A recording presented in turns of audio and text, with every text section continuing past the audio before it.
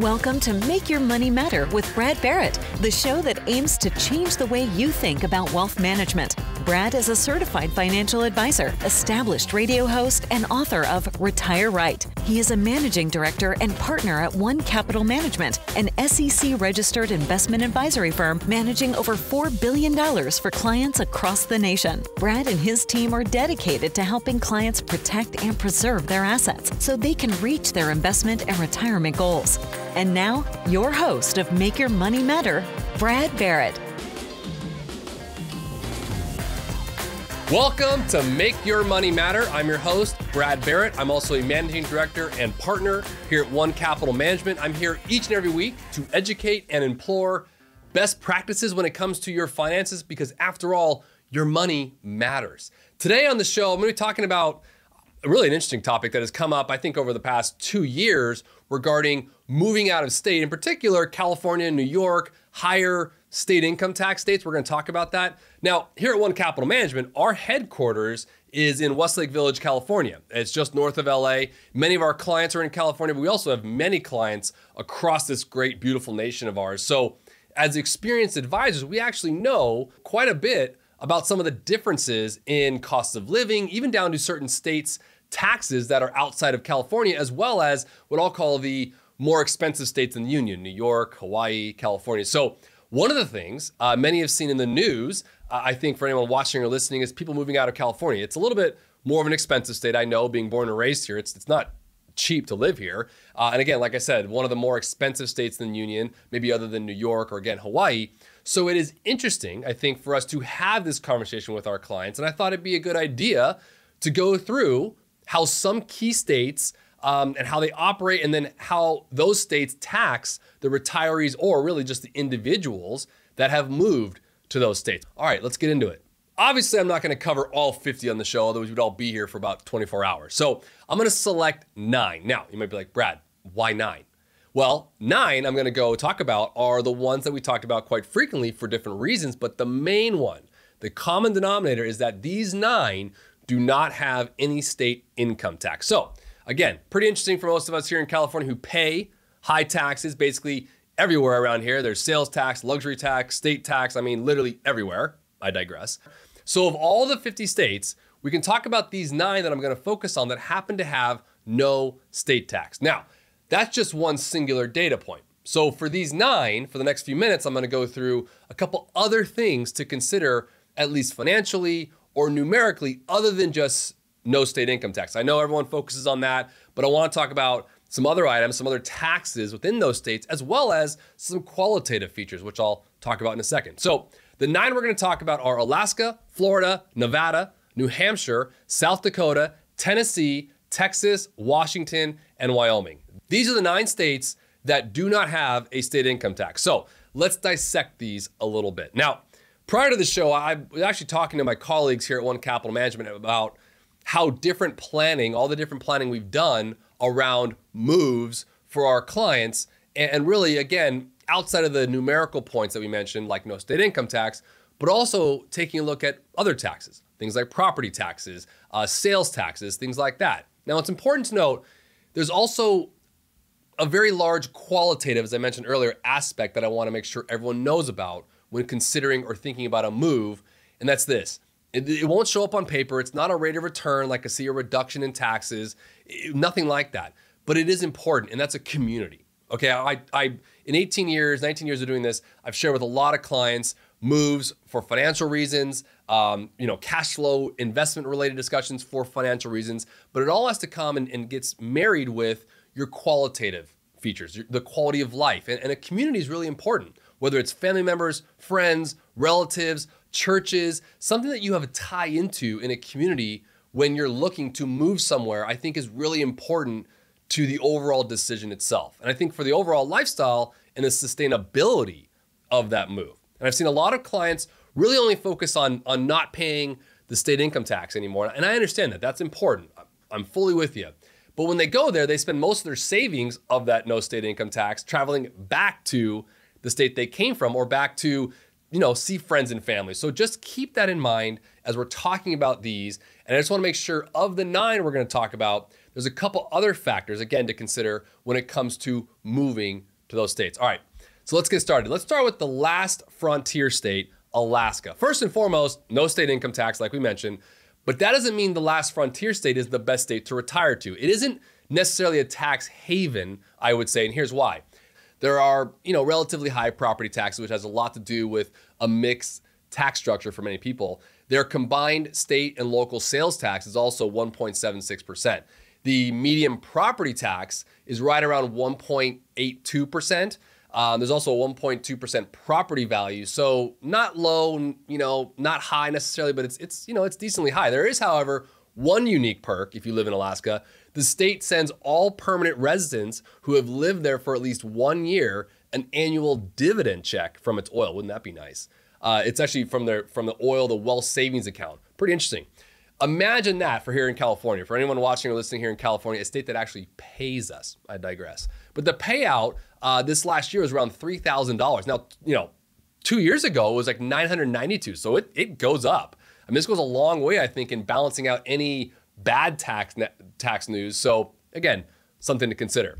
Next up is Florida. Now, everyone's heard a lot about Florida, and honestly, until a pandemic, we always knew, and I think most people would know, Florida as the sunshine state, but the quintessential retirement state is also what it's been known as. It is a very tax-friendly state, has no state income tax, as we mentioned. The average combined state and local sales tax is 7%. Now, real quickly, compare that to Alaska at 1.76. You can see it's quite a little bit higher. Now, for us here in California, pretty relative to where we're at, the median property tax rate there is about $830 per 100,000, so a little under 1%, which is also good. And there's no estate tax or inheritance tax in Florida. So property taxes are reasonable in Florida, and anyone ages 65 and older who meet certain income and property value in terms of length of ownership restrictions can also receive an extra homestead exemption. So Florida, no state income tax, relatively high sales tax rate. And for many of us on the West Coast, it's on the East Coast. So a lot of times I haven't seen it, you really want to have that community again. So those friends or those relatives or community,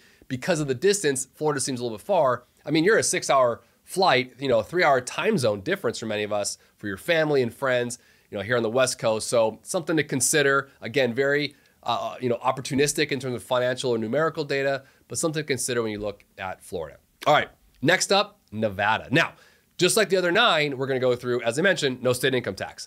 This one's interesting because it's very close to us here on the West Coast. For those watching or listening on the West Coast, it's an interesting one, right? A lot of conversations arise around Nevada. It's mostly tax friendly. Again, no state income tax range, but to give some data points like I just did for Florida and Alaska, the average combined state and local sales tax rate is 8.23%, relatively high. But the property tax rate is about 0.5%. So pretty good when the Silver State offers retirees kind of a jackpot for savings, but for anyone else too, if you think about it. The property taxes are below the national average, but that's as good as the state offers. No property tax breaks for seniors. So Nevada being close in proximity to the West Coast, no state income tax, very low property tax, pretty good to take a look at. So again, back to, families, friends, communities, really important to look at when you look at a state like Nevada, being close, bordering the state of California here for those clients or those, listeners or viewers watching here. An interesting state to look at. Next up, I'll go through is New Hampshire. Live free or die. In college, I had about 3 of my roommates from New Hampshire. Shout out to them. It's interesting, right? Because it's like, I went to, my undergrad was in Arizona, and a lot of people were attracted from the East Coast, probably for the weather. So New Hampshire, kind of like Alaska, weather is a factor as well, just to consider.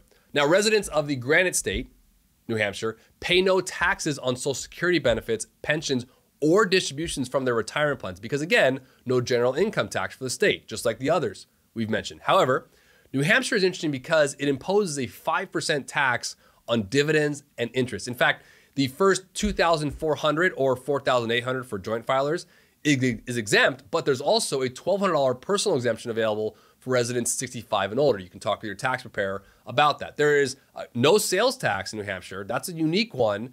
So you can shop to your heart's content without having to pay any tax, and you'd likely run into a lot of out-of-state shoppers. In fact, I have a lot of clients, again, in the Massachusetts, New England, Boston area. They actually shop in New Hampshire for different reasons. Now, here's the hitch. The median property tax rate in New Hampshire is the 4th highest in the entire United States. It's around 2%. That's high for even us here in California or New York. But some property tax relief is available for seniors. So again, if you're looking to move to the live free or die state, the little New England area, something to consider. Yes, it's no state income tax. It doesn't have sales tax, but property taxes are pretty high. They're actually kind of huge. Stay connected. Get frequent updates on the show. Follow Brad Barrett and Make Your Money Matter on most social media platforms. And catch full episodes of Make Your Money Matter streaming now on our YouTube channel. To schedule your no-obligation appointment, go to onecapital.com or call 805-410-5454. Next up, I'm going to talk about is South Dakota. We're going to go from west to east. We're going all over the map here, okay?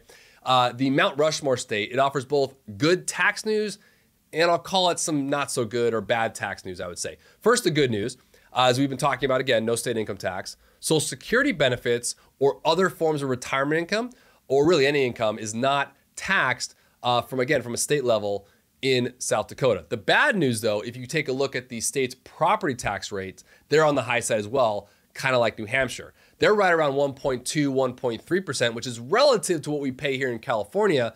So it's kind of a split on South Dakota, but another one that's a no state income tax and something to go through as we talk about. So again, South Dakota, that's where you want to reside, no state income tax, relatively high property taxes, nowhere near New Hampshire's, but something to consider. Tennessee, our next state.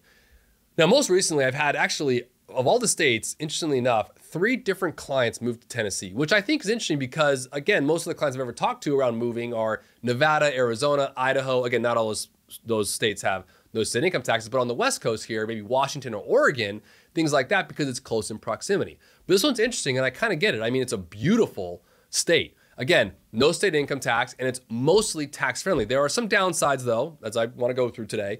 The combined state and local tax rate is right around 9.5%, which is pretty rich. That's pretty high in comparison. But the property taxes are low. The property taxes are about half of what we pay here in California. They're right around 0.6%, almost half again, or so on property tax value. So it's interesting when you look at it from a sales tax perspective, but I think most people are going there for the state offers in terms of lifestyle. It also offers a very family-oriented state. I think that's what Tennessee's drawn. That's what my clients saw. And if you've ever been there before, it's an amazing state. So, all right, Texas.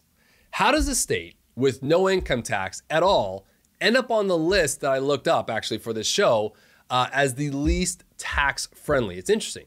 You wouldn't think that because everyone talks about no state income tax and things like that. Now remember, I'm just talking numerically and financially, not quality of life and things like that, because I think what Texas offers is amazing. And I was reading through a Kiplinger article around this because it showed up as the least one of the least tax-friendly states. And it starts by having the 7th highest median property tax rate in the country. The Lone Star State does offer some breaks from that property tax burden with an additional homestead exemption, kind of like Florida.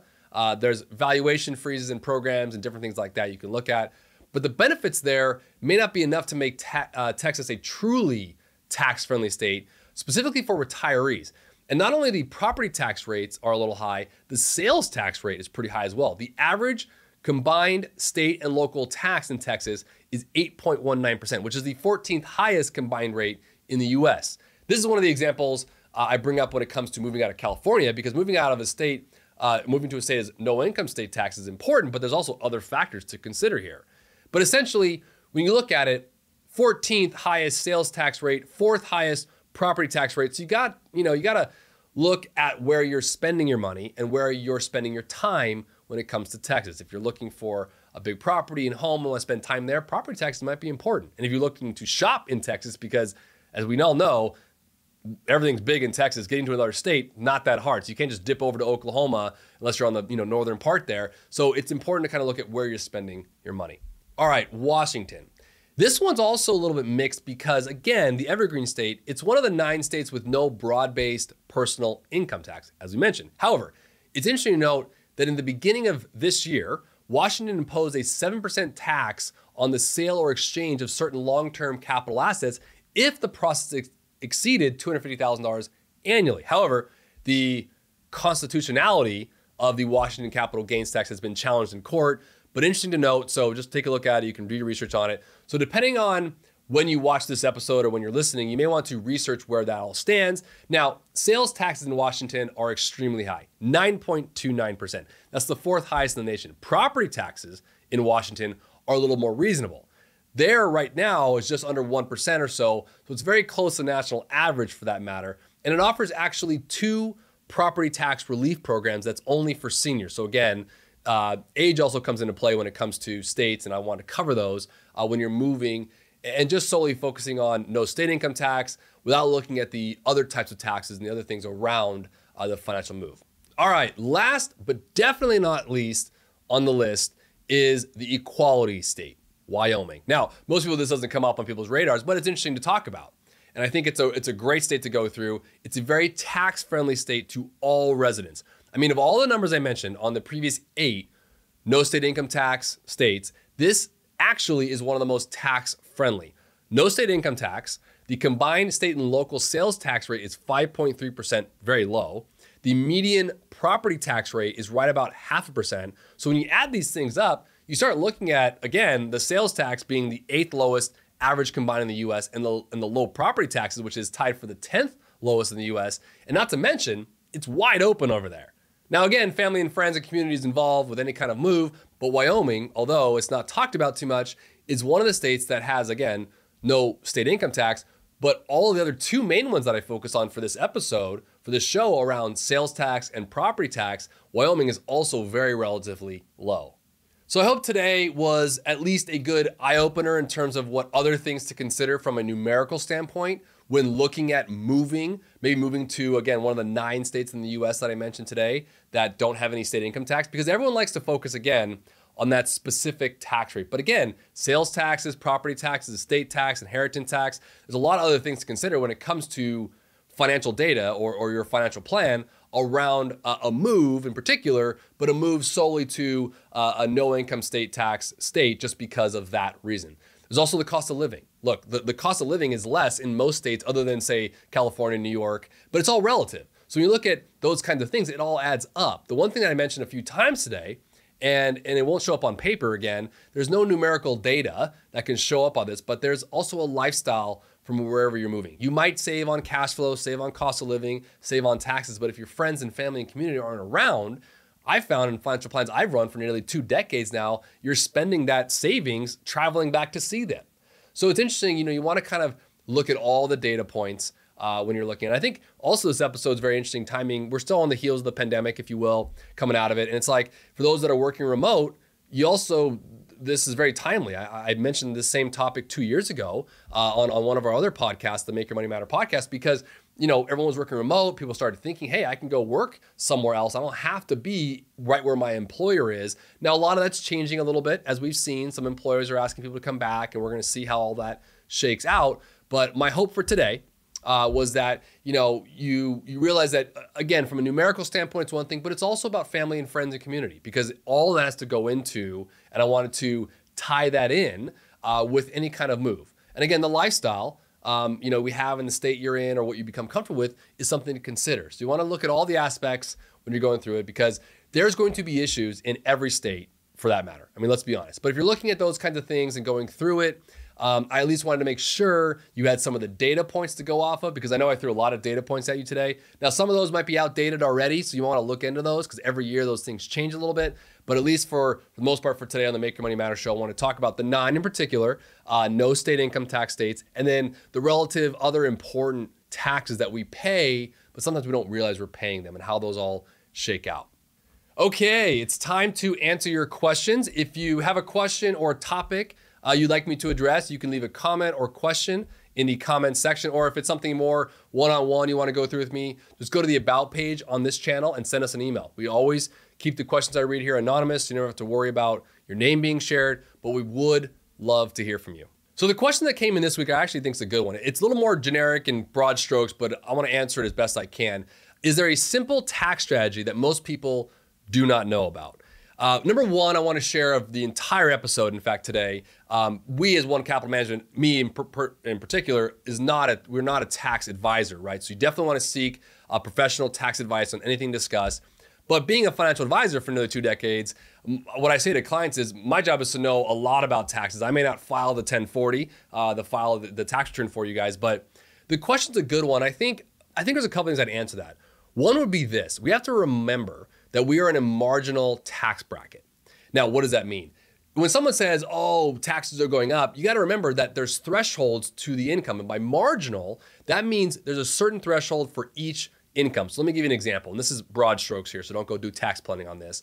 But if you're making $100,000 a year, right, the first $20,000 will be taxed at 10%, and the next $20,000 to $80,000 will be taxed at 12%, and then the $80,000 above that's at 22%. So if you combine those two, and you know this, if you look at your tax return, you see that number that says effective tax rate. That's what that is, basically, that and federal income taxes, and state income taxes. So those get put together. So I know it's a little bit off topic, but the question of, is there a tax strategy? Number one, know that it's marginal. So talk with your CPA, talk to your tax preparer to manage the margin bracket. So make sure the biggest jump in our tax code right now is from the 12% to the 22%. And that's right around $80,000 married, filing jointly. Again, broad strokes in that number. But that's a really good number to know, because if you can keep your income or your distributions from, let's say, IRAs, 401ks below that number, maybe using Roth, that's where Roth comes in to weather that, is a really good strategy to use. The other one I think I'll mention is kind of, again, a broad stroke, is itemized deductions versus standard deductions. You know, when you look at those, right now, the way the tax code states, it's right around $20,000 to $24,000 for a standard deduction for a married filing jointly.